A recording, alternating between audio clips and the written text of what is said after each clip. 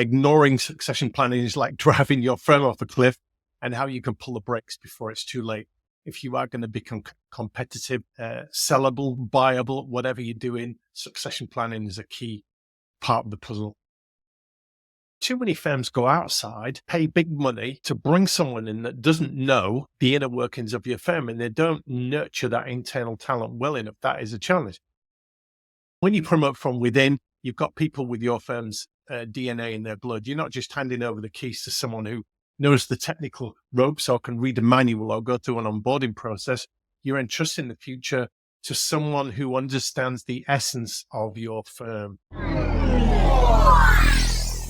Hi, you lovely accountants and accounting firm leaders. Are you gambling with your firm's future? Because if you don't have a succession plan, that's exactly what you're doing. Seriously, what is your game plan when one of your top leaders walks out the door? Maybe you hope and pray, but here's a brutal truth. Most accounting firms are 1 or 2 retirements away from a complete meltdown. I know that sounds dramatic, but the bigger the firm, obviously, the more you can absorb loss of a key person. But what is your firm doing when your senior people decide to call it quits? Did you know that 75% of accountants in the UK, the US are at or close to retirement age? So if you haven't thought about it, you're already behind. So whether you're in the ranks as an employed person or moving up through the career ladder, or you're a senior partner looking to move on or out, let me ask you this. Do you care about your firm's future? Are you content to let it die with you or above you? Because if you don't have a succession plan, that's exactly what's going to happen. It sounds harsh, but it is the truth. And in today's show, we're going to explore why so many firms are sleepwalking into a succession crisis and what you can do about it to wake up before it's too late. We'll see why ignoring succession planning is like driving your firm off a cliff, and how you can pull the brakes before it's too late. And let's not forget the looming giant that is private equity money. There's so much M&A consolidation going on.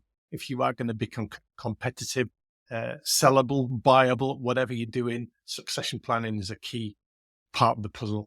So hello to you, accounting leaders and professionals. Welcome back to the Accounting Talent Podcast, where we dive into all things people, culture, recruitment trends shaping the future of our wonderful profession. I'm your host, Rob Brown, expert on trust. Wrote a book on reputation, which you can find on Amazon. I talk a lot about employer brand and all things that make accounting firms a magnet for top talent. And today, we're tackling the topic that's often pushed to the back burner, but is absolutely vital to long-term success of your firm, which is succession planning.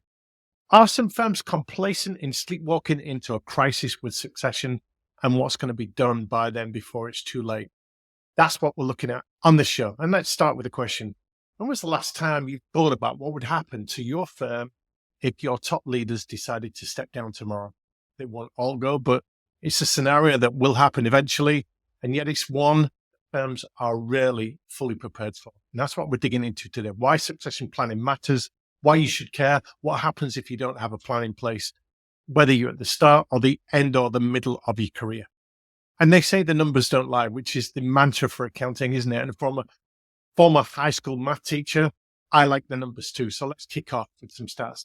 According to the American Institute of CPAs, less than 50% of accounting firms have a formal succession plan in place. That means over half the firms out there are essentially gambling on their future. And what's more alarming is that 80% of firms expect to face succession planning challenges in the next 5 years. We talk a lot on this show, my host, Jeff Phillips, and I, about the talent pipeline, the weak brand of the profession, and the problems many firms are having in getting in the staff that they need to drive their growth targets. And it's particularly hard if you are not embracing a remote and hybrid policy, which, as you know, is a message we put out on this show a lot. So what is going on here? Why are so many firms playing with fire? It could be that the conversation around succession feels a little bit uncomfortable. I get that. After all, we're talking about the eventual exit, a demise, if you like, of people that have often poured their lives into these firms. But let me tell you something. Avoiding this conversation, this crucial, this critical, this awkward, this prickly conversation is the surest way to ensure that your firm's future is anything but secure. And if you're a little bit lower down the food chain, if the firm's position is insecure, then so is yours. And you might feel comfortable and secure in the job. So why does this matter now more than ever? Well, the urgency for succession planning is increasing. We know it's talked about so much that we're witnessing a mass exodus of baby boomers from the workforce in all sectors, not just accounting. 10,000 baby boomers hit retirement age every day.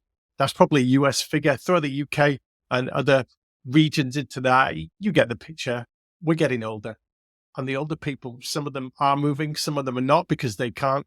But take a look around your firm and ask yourself how many of the senior leaders are at or close to retirement. And more importantly, who's ready to step into their shoes. Without a plan, you're not just risking a temporary disruption, you're risking the very future of your firm and maybe even your own future. And picture this: the founder of your firm or a key partner retires, there's nobody groomed to take over, or at least not in that timeline. You're left scrambling to fill the void, potentially losing clients, employees, even the firm's hard-earned reputation in the process.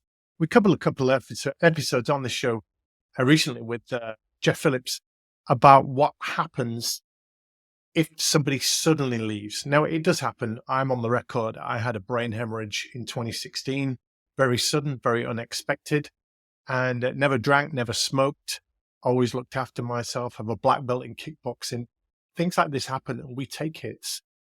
Thankfully, I'm still in the game, but it's well recorded that I have epilepsy. I take medication for that.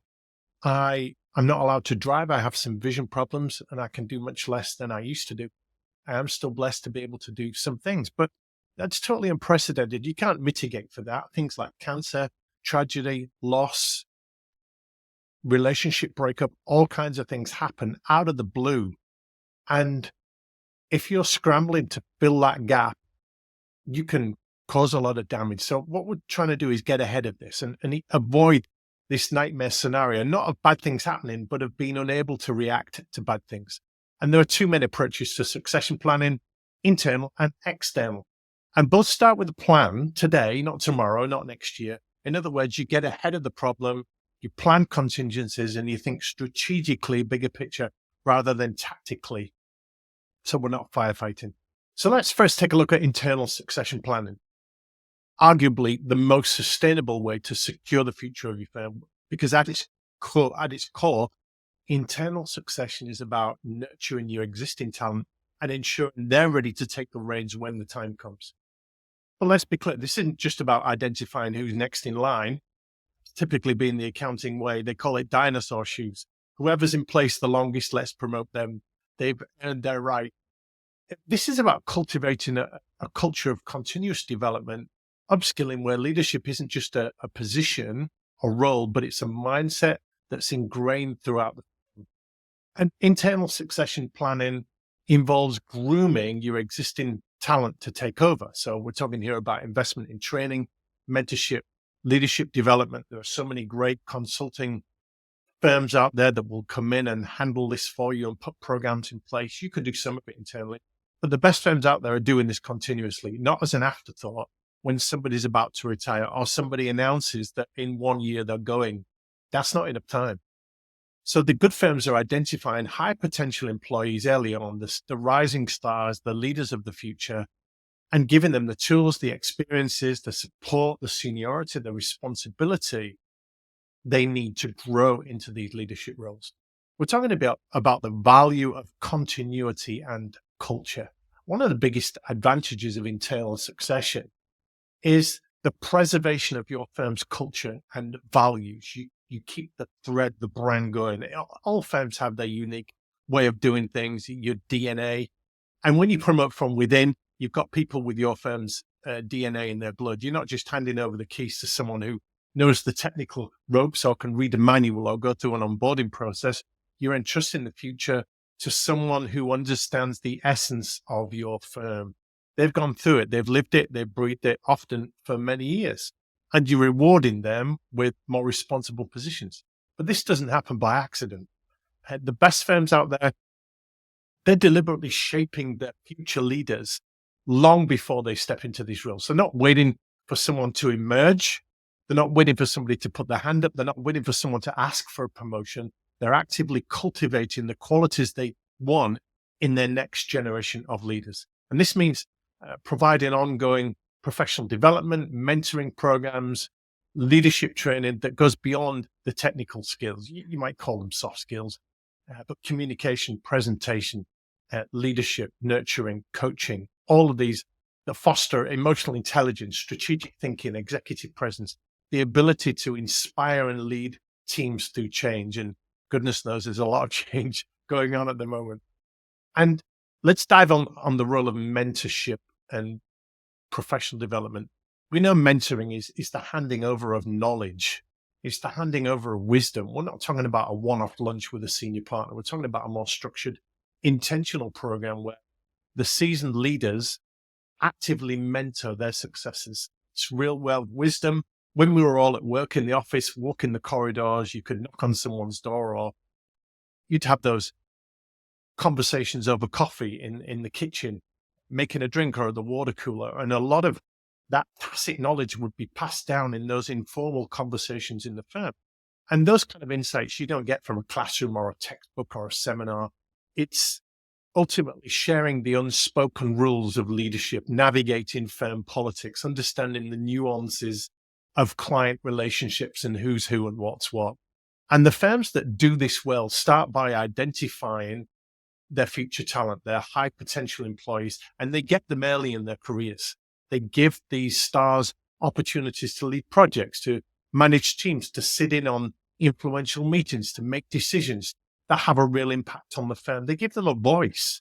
They amplify their influence. They usher them into the boardrooms of decision making. And it's not trial by fire. Yes, you've got to. I'm thinking of the example where eagles push the young babies out of the nest 200 feet up on a cliff top. And these babies, you probably heard this story, they plummet to the ground with the wind whistling through their wings, and they start flapping like mad. And in the end, they gracefully come out, having learned to fly in a few seconds, and they're off and running. So it's not trial by fire. It's gradually increasing their responsibilities. It's not pushing them out of the nest really quick, but you're doing it in a way that builds confidence and competence over time. Confidence comes from a win. It comes from a result. It comes from a good outcome. And that's what we're trying to give these people. You're creating a leadership pipeline. That's the backbone, isn't it, of a succession plan, a robust leadership pipeline that doesn't just identify future leaders, but makes sure there's a steady flow of talent at every level. Think of it as a talent ladder. That's how I view it, where employees are continuously developing, moving up the ladder with clear paths to leadership roles and clear communication on what they need to be doing, what you need to be seeing to move them up. And in some of the most forward-thinking firms I talk to, succession planning is deeply integrated into the overall strategic planning of the firm. These firms, they conduct regular talent assessments, talent inventories. They evaluate their bench strength. They identify gaps. They're proactive, not reactive. So they're always thinking about the next steps and the step beyond the next step, not just for the leaders, but for the firm as a whole. What's good for the firm? There are some challenges. There are some considerations. It's not easy. That's why many firms don't grasp this nettle. One of the biggest hurdles is overcoming a bias for the people you've already got. You might have some favorites there, but they might not be the best leaders. They might not be the best people to take the firm forward. So you've got to address that. But you've also got some biases in your firm about external hires, because people see it as in fresh blood and new ideas. There's value in that.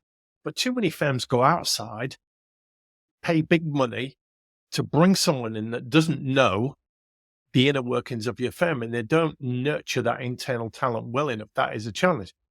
I get the value in bringing someone in from the outside, but if you recognize that your internal candidates have the advantage of understanding your operations, your culture, your clients, an outsider can't match that, not immediately. And there's a long on-ramping of getting them up to speed with all the unspoken bits about the firm. Another challenge with internal succession planning is ensuring that your internal candidates don't feel entitled to a leadership role just because they've been serving. They've been there a long time. These dinosaur shoes. We've said longevity doesn't equate to leadership potential. Neither is likability.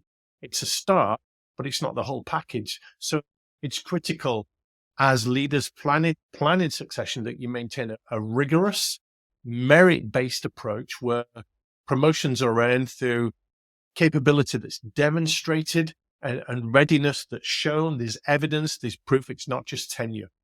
It's not just years in the game, hours in the bank. It's not even just your numbers and your targets and your billables. There's a lot more to it than that. And the final challenge I see with internal succession planning is complacency. I've seen so many firms where it's obvious who's next in line. And if your internal candidates know that they're next in line, there's a danger that they coast. They don't quite quit, but it's easy for them to take it easy because they assume the role is theirs without putting in the necessary effort to truly earn it. And this is where ongoing evaluations, clear communication comes into play. And the best firms I see, they keep their future leaders on their toes in a nice way, but constantly challenging them to grow and prove themselves and step up.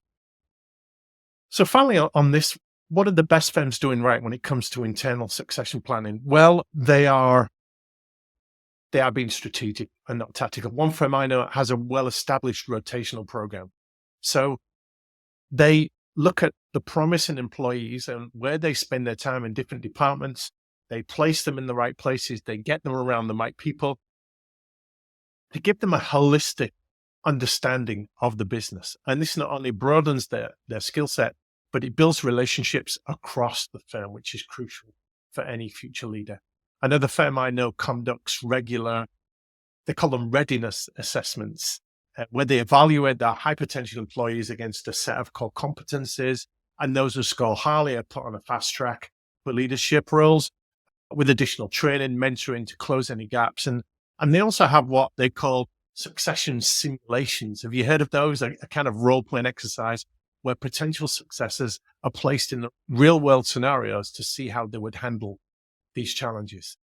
And I'll talk about external succession planning in another episode. But for now, you've got to know that the good firms are not just filling roles, they're building legacies. They understand that their future success depends on the people they're investing in today. So they focus on this internal succession planning. And in doing so, they ensure that their firm's culture, their values, their operational excellence, it's all carried forward seamlessly, generation to generation, demographic to demographic. I had one large firm. I haven't worked with this firm, but they have a dedicated succession planning committee that meets quarterly. They identify professional successors. They all bring names to the table for every key leadership position. And they're allowed to put names forward, and they actively work with these individuals across the firm to prepare them for the next step. So it's not just about developing technical skills, it's fostering those soft skills that we talked about, the communication, the empathy, the storytelling, the strategic thinking. Final example, one firm I know takes a very different approach in ensuring that they've got diversity. So they bring in people at the bottom, if I can put it that way, that whether they'll make leaders or not, there's enough at the bottom of the pyramid that people are naturally going to gravitate up. So that's a more organic way of looking at the internal succession planning. So lots to think about here. Let's start to wrap this up. You've got to think about the consequences of inaction here. If you don't take succession planning seriously, then you're going to get caught out. If you've not got a clear plan, when the need arises, when these voids, these gaps arrive, there's plenty of infighting among partners, uncertainty among the staff, potential loss of clients who don't feel confident in your firm's future. That's bad. And let's not forget, in this era of mental well-being and work-life balance, the personal toll this can take on people, both the ones that are wanting to go or have something bad happen to them that they have to go, or the people that are left behind picking up the pieces, the stress, the burnout, the legacy that could evaporate if your firm crumbles after you or someone else leaves. Look, succession planning is not just about ensuring continuity. It's about setting your firm up for continued success. It's about leaving a legacy that endures for who's at the helm. And poor future planning, accountants should be great at future planning, but they often don't do it that well. It's a recipe for disaster. So Don't be rolling the dice with your firm's legacy. Get ahead of it and share this episode with your peers at the firm. And in fact, if you are a leader in a large accounting firm and you're thinking about the future, or even if you're not, but you should be, let's have a talk. I am Rob Brown. I help firms like yours capture and amplify their talent success stories. So if you want an edge in the recruitment and retention game, or if you need help crafting a compelling narrative that showcases your firm and why it's such a great place to work, reach out to me on LinkedIn. We'll have a little chat, and together we might make sure that your firm not only survives, but thrives in the years to come. That's it for today and the Accounting Talent Podcast. Thank you for tuning in. And remember, your firm's future depends on the plans you make today. So until next time, take care and start thinking about succession.